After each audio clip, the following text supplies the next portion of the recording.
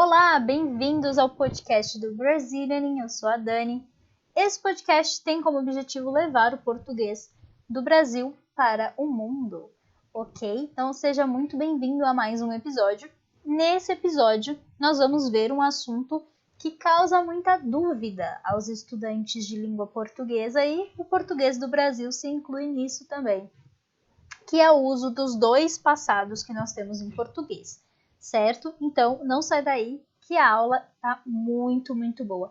Antes, eu gostaria de dizer que você consegue, vamos usar um texto aqui nesse episódio, e você consegue a transcrição desse texto acessando brazilian.com/podcast. Você consegue se inscrever lá e receber um link para acessar a transcrição desse e de todos os outros episódios, ok? Toda a parte didática, a parte dos textos, dos diálogos, você encontra e acessa gratuitamente em brazilian.com/podcast, ok?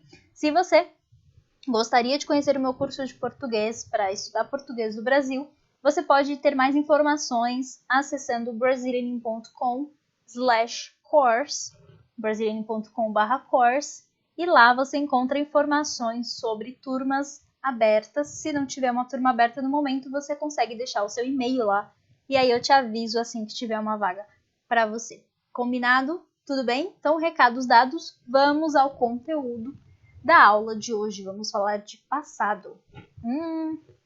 Então, nós temos aí em português dois tipos de passado, tá? Nós temos um que chamamos de pretérito perfeito e outro de pretérito imperfeito. Mas calma que eu não vou dar essas explicações toda cheia de gramática, ok? Esses são apenas os nomes dos tempos verbais, mas você não precisa se atrelar a isso. Você só precisa entender esse conceito de perfeito e de imperfeito, ok? Um passado nós chamamos de perfeito porque são ações finalizadas, ações perfeitas, ações concluídas, ok? E imperfeito, passado imperfeito ou pretérito imperfeito é aquele que tem as ações que não foram devidamente terminadas, ok? São ações aí que têm esse sentido, essa ideia de continuidade, de duração, ok? Então, passado perfeito usamos para descrever ações específicas, ações que foram completas no passado, ações que podem até ter se repetido um número finito de vezes, uma quantidade de vezes que a gente consegue contar, né? Mas são ações que acabaram, que tiveram um fim, que foram perfeitamente concluídas. E passado imperfeito, então a gente usa para coisas frequentes, coisas duradouras, a gente usa para narrar, descrever ações no passado, expressando então essa ideia de continuidade, de duração, ok? Um bom exemplo disso, a frase, por exemplo, eu andei de bicicleta no fim de semana passado. Então, eu andei de bicicleta, o passado perfeito, uma ação que foi terminada, que eu fiz no fim de semana passado e concluí. Fiz uma vez só, andei de bicicleta uma vez, concluí a ação. Agora, se eu falar eu andava de bicicleta quando eu era criança, nesse caso aqui a gente tem essa ideia de uma coisa que se repetia no passado. Então, várias vezes ao longo da minha infância eu fiz aquela ação. Era uma ação que não foi uma ação pontual, com uma data específica, com uma quantidade de vezes específicas. Foi uma ação que aconteceu, que acontecia continuadamente, várias vezes, repetidamente, e por isso nos chamamos de ações imperfeitas. Então, faz parte do passado imperfeito. Ok? Explicações dadas, então, vamos para o episódio de hoje. A gente vai ver, na verdade, um textinho, né? Vamos analisar junto um pequeno texto que tem aí o uso do passado perfeito e do passado imperfeito sendo usados aí como para a gente entender melhor essas explicações, ver isso aplicado a um contexto mais específico. Então, vamos ao texto sobre a vida de Leonardo da Vinci. Vamos lá. Vamos, então, ao texto. Eu vou ler o texto uma primeira vez e depois vamos lendo parte por parte, entendendo o uso desses tempos verbais dentro do texto, certo? Então vamos lá.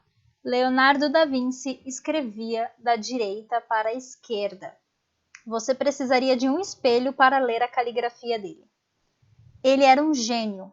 Ele podia escrever uma frase com a mão direita e uma frase diferente com a mão esquerda. Ele inventou a tesoura.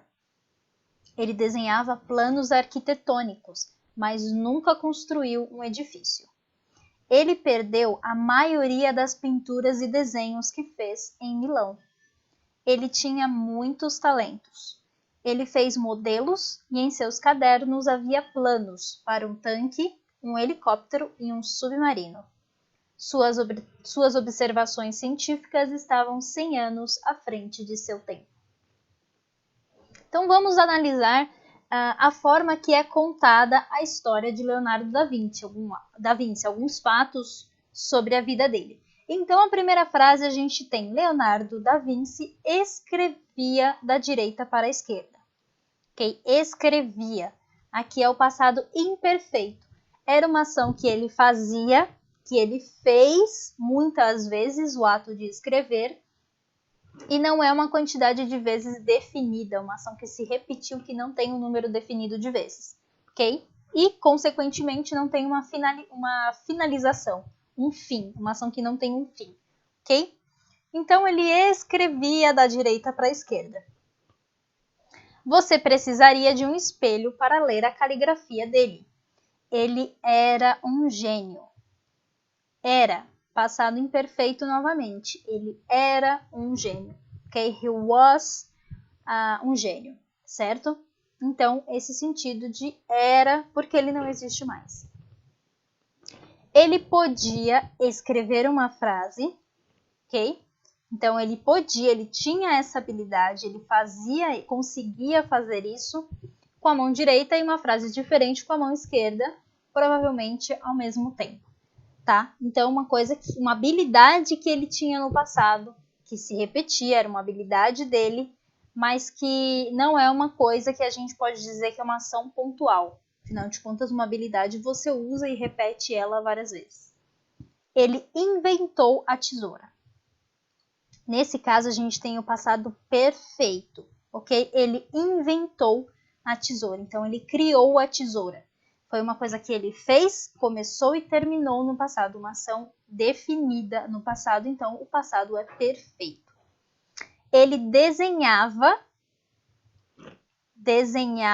planos arquitetônicos. Era uma coisa que ele fazia com frequência, tá? Mas nunca construiu um edifício. Então, construiu, o passado é perfeito, uma coisa que ele não fez, uma ação que teve no passado que ele não fez, foi a de construir um edifício, tá? Ele perdeu a maioria de suas pinturas, né, e desenhos que fez em Milão. Então, ele perdeu, foi uma coisa pontual que ele fez, uma ação que ele realizou. Perdeu o quê? Perdeu as pinturas e os desenhos que ele fez. Também uma ação que foi realizada e concluída no passado. Ele fez os desenhos e ele perdeu esses desenhos e essas pinturas, certo? Ele tinha muitos talentos, ok? Ele tinha muitos talentos. São talentos que ele costumava ter, são hábitos e características que ele tinha, na verdade. Ele fez em seus cadernos modelos de tanque, helicóptero e submarino. Então, uma coisa que ele fez pontualmente. E aqui a gente tem o verbo havia.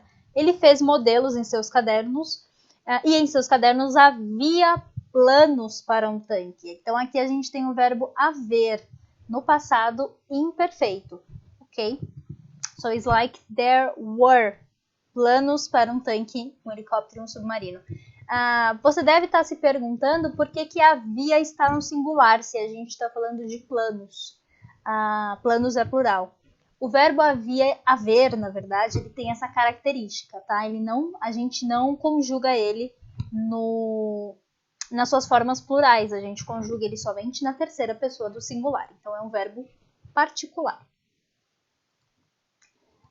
Suas observações científicas estavam 100 anos à frente de seu tempo. Então, eram observações que estavam naquela época, faziam parte daquilo, uma coisa no passado, estava 100 anos à frente de seu tempo, não está mais, porque hoje o tempo é outro. Então, é justamente uma ação que acontecia no passado, não é uma ação pontual, mas sim uma coisa que tinha uma duração e uma frequência, uma duração de tempo dentro daquele período passado e não foi uma ação finalizada, ok? Então, esse texto bem curtinho com alguns exemplos muito bons de uso com o passado perfeito, com o passado imperfeito, certo? Então, esse foi a aula de hoje, essa foi a análise de hoje para explicar os conceitos que a gente viu, as duas formas de passado que a gente tem em português, certo?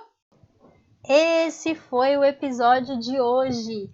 Não se esqueça de acessar a transcrição do nosso episódio lá no brazilian.com/podcast, ok?